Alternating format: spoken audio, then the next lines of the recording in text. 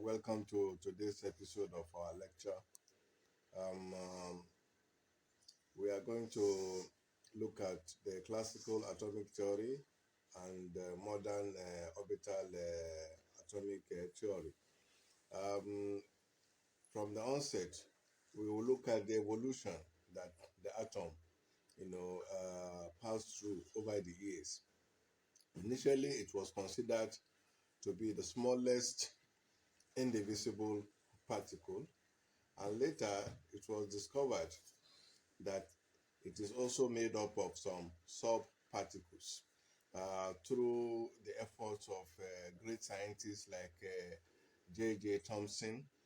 Uh, he was able, from his cathode ray tube experiment, he was able to discover the cathode ray, which is the electron. He was able to discover the proton too. At the same time, Dirac too was able to discover the neutron. And after all this discovery, some people like Lord Rutherford were able to discover the nucleus, and from his experiment of alpha particle scattering experiment, was able to discover that the atom itself is made up of a central nucleus occupying a very small space and an electron revolving around it.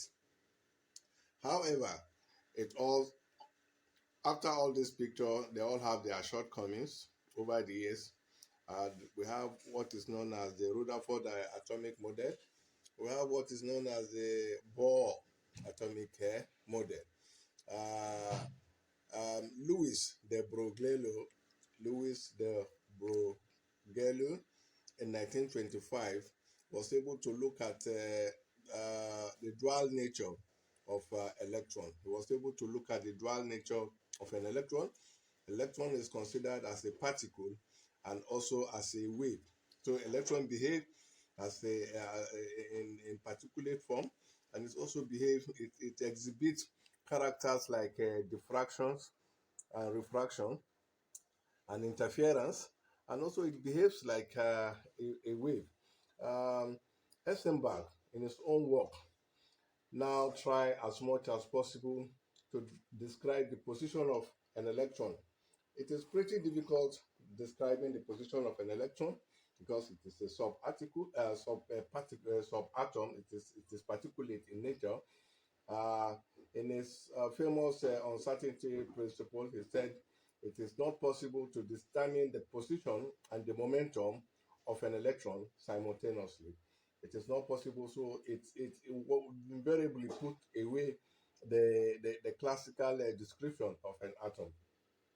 This further gave us the wave-like nature, and he postulated his uncertainty principle in this mathematical equation: delta S times P delta V, which is the momentum, h over 4 pi.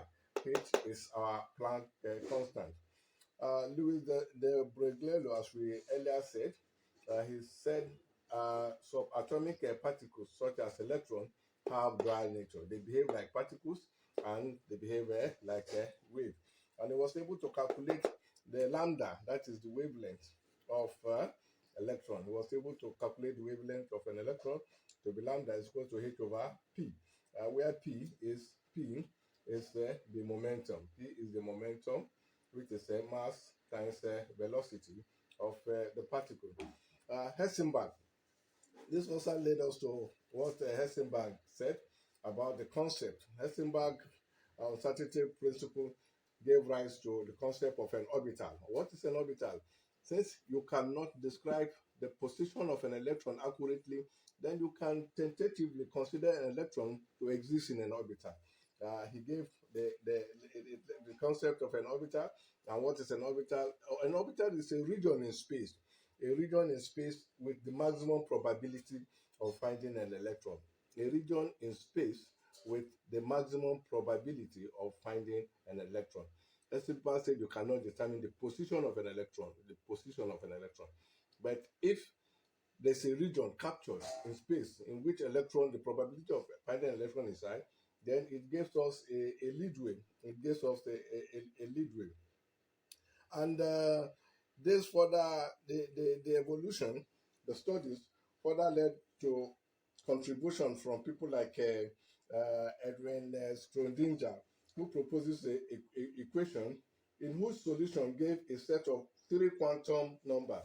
The solution of Edwin Schrodinger equation gave three quantum numbers. What are these quantum numbers? The energy, the quantum numbers describe the energy of an electron in an atom. Two, the shapes of this, the shape of the orbitals, and number three, the orientation of the orbital.